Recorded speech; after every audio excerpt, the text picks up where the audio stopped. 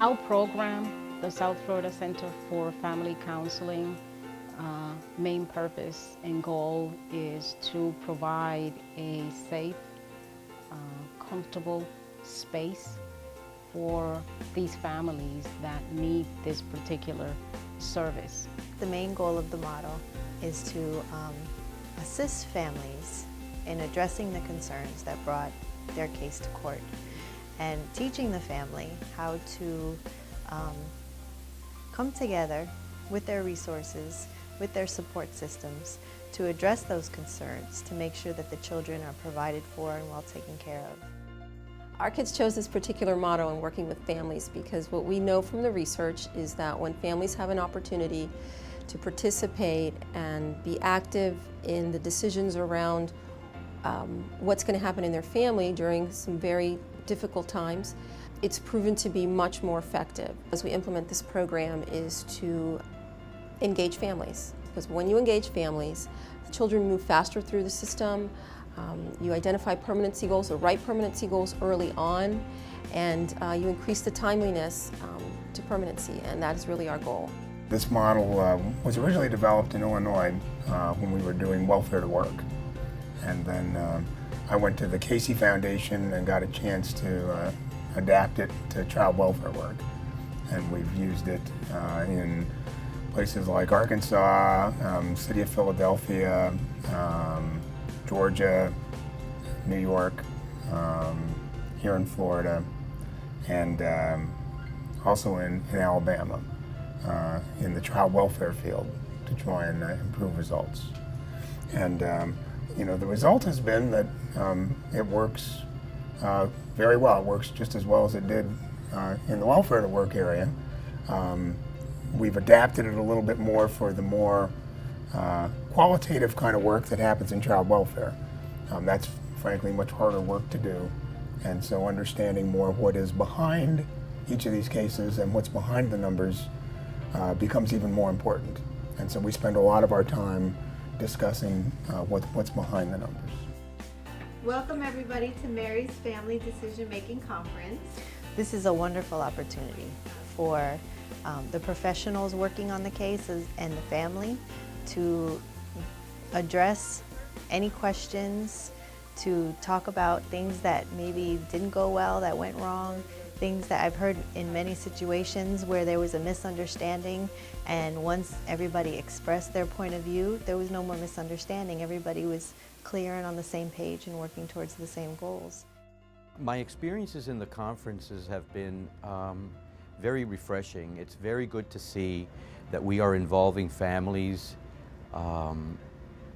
in the process, in their case plan. My first experience in family engagement is that family, they are now very much involved in making the decisions and developing action plans. They are able to now identify their roles. They're able to make decisions based on their families and also to follow through on committing to reunifying the families together. I've worked very closely with them. The families really has had a chance where they can take charge of their future, where they can take charge of whatever things that they want to do, whatever that they need to accomplish in order to get their children back. They are surprised that they are actually driven or driving the course of this conference. The decision making is all about them. When we tell them that, they find it very, very surprising that we are actually interested in what their plan is.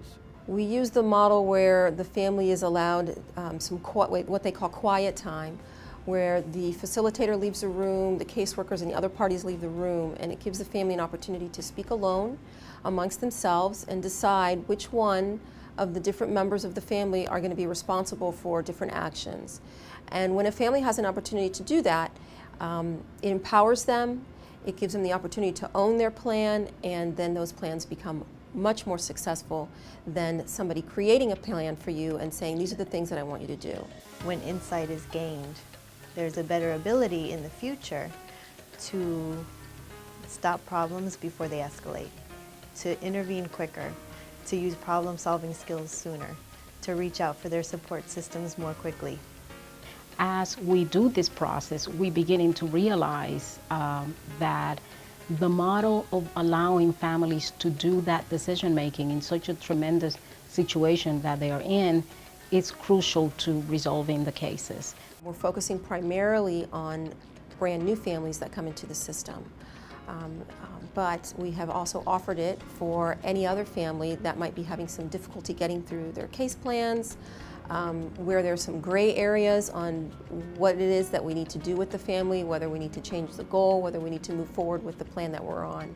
So this is available for all of our families, and we hope to have it executed in a way so that it's cost effective and easy to access. The changes that I've seen in the families after the conference is that they seem to be more empowered. They seem to be more in control and confident about where they're going with their life and how they're going to proceed with this life experience that's been so negative and so crisis-driven, and now they seem to be more in control about, they basically develop an action plan. These families, at the end, they really work very hard because ultimately we do want to give them an opportunity so they can have their children back in any capacity, whether it's reunification or through adoption, but just letting them know that they still play a vital role in their children's lives. It's worked well, the model's worked well wherever we've used it, and it is, partly because it's about helping people understand how to use their data better, but a lot of it is about the discussions we have about the cases behind the data and what works and what doesn't work. And that's really, the bottom line in this work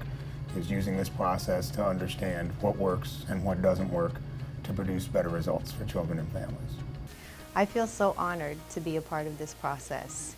It's truly something special going on here.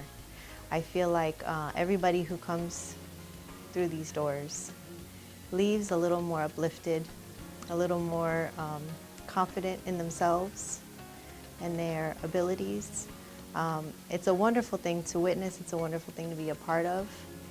Our hope is that families are benefiting from this process that we have. We find that this great endeavor that our kids has undertaken to ensure that families that come through the dependency court system get a real opportunity to be heard, get a real opportunity to plan for the member of their family that happens to be the one in care, and these opportunities that for their voices to be heard is crucial and it's important. As we do this process, we're beginning to realize that the model of allowing families to do that decision making in such a tremendous situation that they are in is crucial to resolving the cases.